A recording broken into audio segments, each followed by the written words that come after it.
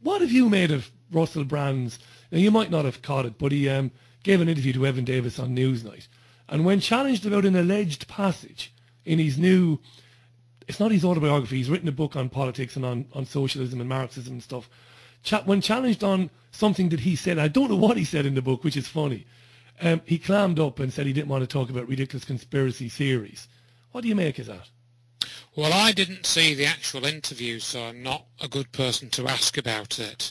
I did see the interview he gave probably now 4 or 5 months ago, the one with Jeremy Paxman, and that was, I thought, rather a peculiar interview. But this recent one I have not really seen. It seems, I mean, my impression of what Russell Brand is doing is I think he's not been totally honest, and from bits and pieces that I've seen, he does appear to be something of a magnet for people who are disaffected with the way that the political system is working, and he can then attract those people to various groups, and their opinion can be shaped and managed through people like him, I think. And I mean, I don't know if you've seen the very peculiar picture of him with Katy Perry, where he's holding a pendant, and on this pendant, or it's either a pendant or a little kind of, it's not exactly a medallion, it's like a little plate, and he's holding it, and written on that is the word obey. Yeah, no, he'd probably say in his defence that he's being ironic, maybe.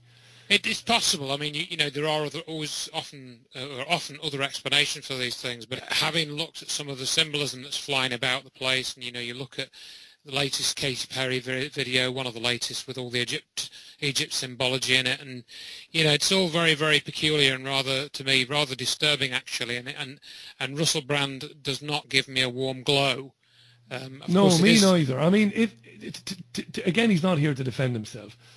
He promised to come on a television show that I was involved in back in London earlier in the year to talk about his activism.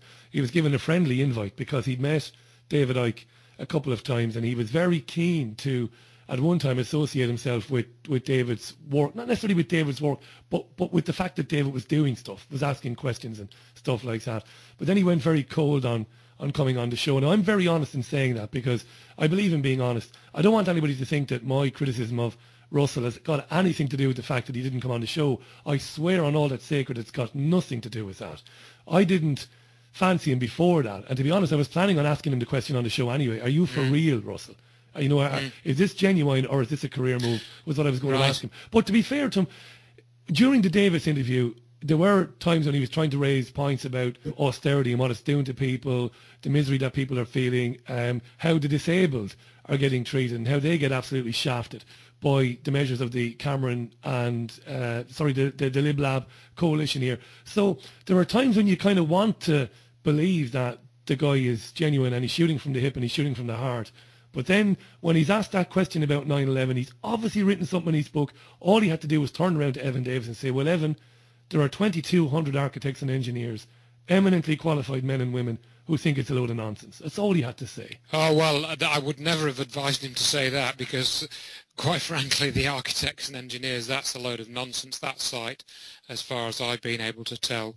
And it's run by a complete liar. So, I certainly wouldn't bring that up in relation to 9/11. Why do you say that? Why do you say that about Richard Gage? Well, I'll come on to that in a moment. But before we do that, I mean, the simplest thing to say, which avoids a lot of the problems, is, to say to somebody like Evan Davis, Evan, go and watch the videos. The towers turn to dust.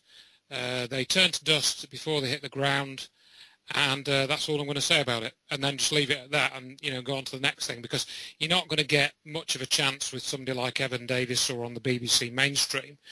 And of course that very statement that the buildings turn to dust before they hit the ground disproves most of what the architects and engineers group promote, and that's the huge problem with that group, that they will not talk about the evidence, and the evidence that they claim proves what happened was not submitted by them in a court case. No, but they're sincere in their beliefs, and this.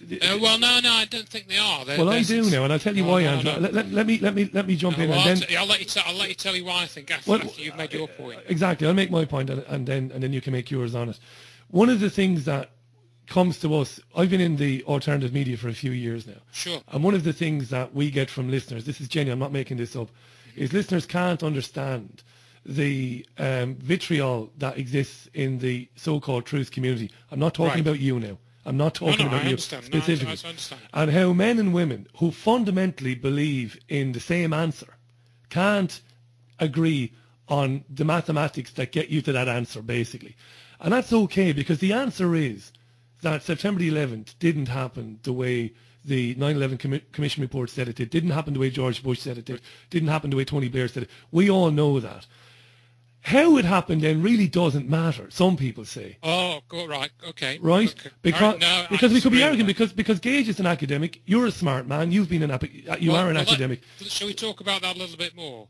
Go on. Because you have raised a key point. People have said to me it doesn't really matter how it happened. Well, actually it does. And let me give you an example of it. It's kind of a ridiculous example, but I think it's valid. You and I can agree that the official story of 9/11 is false. Yes. Right. So, we can agree on that, we can move forward on that. But if I was to say to you that President Putin, planted nuclear devices in the towers, and it blew them up, then, and I was to try and go forward with that as an explanation, then, you would say, well, how do you explain that? What's your evidence? And if you weren't doing that, then I could just make up any old story and go forward with that. But if that became, put into a court case or something, then smarter people than me and you, because there are smarter people than me and you who would be brought to bear on the case, could disprove it if we weren't telling the truth, right? So take, for example, somebody like Mr. Gage, who has claimed on repeated occasions that the research that's been done by, my friend, Dr. Judy Wood, and was submitted in a court case in 2007, and also put forward in an appeal case and so on, he has said that she ignores certain evidence. For example, he has said publicly on multiple occasions that she ignores evidence of bombs. She ignores evidence of thermite. I've got a little article about this on my website, which I suggest people go and read, because it's quite key. I can prove to people that Richard Gage has a copy of Dr. Judy Wood's book, because I have a copy of the cheque that was signed by him with his signature on it, and that book was bought using Architects and Engineers for 9/11 Truth funds, because that's what it says on the cheque. And I have a picture of the contents page of that book in which it lists thermite, bombs, nukes, mini-nukes. So in other words, all the evidence that Richard Gage is going around saying that Dr. Wood ignores, she does not ignore. It's in her book, and she explains why it doesn't explain what actually happened to the towers. So clearly and simply, that is a lie. And if you have somebody who is going around running a 9/11 Truth Group and doing 30-day tours in Canada and other places, and he is actually lying about the matter of 9/11 research, then to me that is a person that cannot be trusted. Right, let me back in on that now. Let me back in on that. Let me just make one more Come point. on, you've made it. You've had a good. Hang on now, Andrew. You've had a good 90 seconds there. Let me jump in now. Make it briefly, then, please. Yes, make it briefly. Thank you. And I have other evidence based on what other people have written to me, and that's all on my website, and it's in my free book. And this shows that this guy is not into knowing the truth about what happened. Right. Now, he's not here to defend himself anyway, No. Richard Gage, right? I like Richard Gage. I like Judy Wood. I've interviewed Judy Wood in the past, and I like you. I've interviewed you in the past as well. I didn't want to get into he said, she said, he did, she did thing, because there's no point to that. It's not it. It's not. That's not what I'm doing. I've got the evidence. It's not a question of what he said. It's actually what he's done. I've got the evidence of that on my website, and you can see it. So that's the difference. Can you not understand why so many people who listen to this program, who listen to Alex and other programs, why it drives them mad when when Jim Fetzer, who's a smart guy, you're a smart guy, Judy Wood is obviously a bright woman, Richard Gage is a smart guy. All of us believe that ultimately the official story is nonsense. And that this does no good whatsoever to getting more and more people to look at that evidence. Let's try and explain that, shall we? Because we're often accused of creating infighting or, whatever. I'm not accusing you of that. No, I know you're not. I'm not saying you're accusing me of anything. I'm not saying that you're, accusing me of anything at all. But other people have done this. Other people have done this. And this is also, I've written about this on my website at some length, if people want to go and read it. The problem is, yes, we do all want to get to the truth, but it's quite clear to me that certain people are in the way of that process. And I can tell you the reason for that. The thing that has to be covered up with 9/11 is the connection between 9/11 and energy, right? That's one of the key connections that has to be covered up. And I have evidence in spades that this is true, not only from the physical evidence that Dr. Wood has compiled and submitted in a court case in 2007, and I also submitted an affidavit in that court case because I knew that it was true, and I was prepared to go to court and tell people what I knew was true about that case.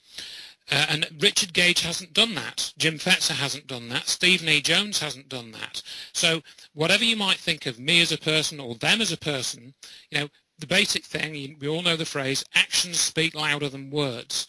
That's what it boils down to.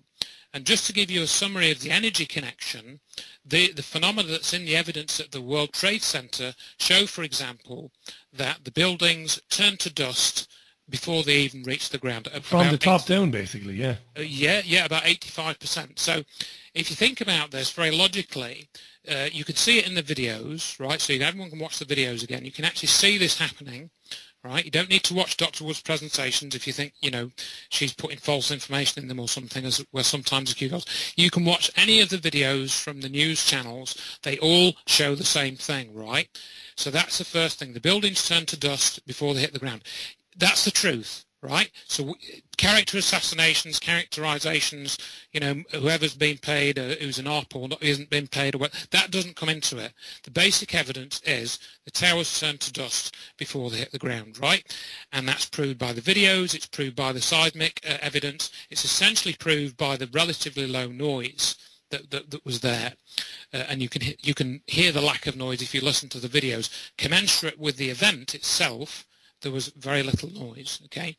So then you move on to what's the destructive mechanism? How did those buildings turn to dust?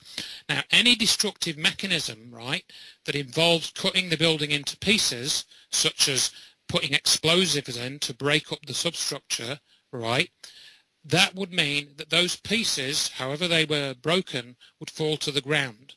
So you would have had a seismic signature commensurate with the volume of material that was in the building. The seismic signature was not commensurate with the volume of material that hit the ground. So the seismic signature shows that the buildings didn't hit the ground.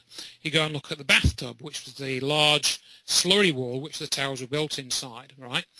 And that was barely damaged by the destruction of the towers. And you've got the mall stores underneath, the goods in there survived, the path trains were only slightly damaged. So all the evidence, and there's more, it's all in Dr. Wood's book, it's in the presentations she and I have done, it's all there, and that proves that the buildings didn't hit the ground in solid form. So any explanation that ends up with the buildings being cut into chunks is the wrong explanation. Yeah, there's no doubt about that. There was no evidence of large, huge, big lumps of concrete. There weren't, as you quite rightly said. That's right. They just evaporated.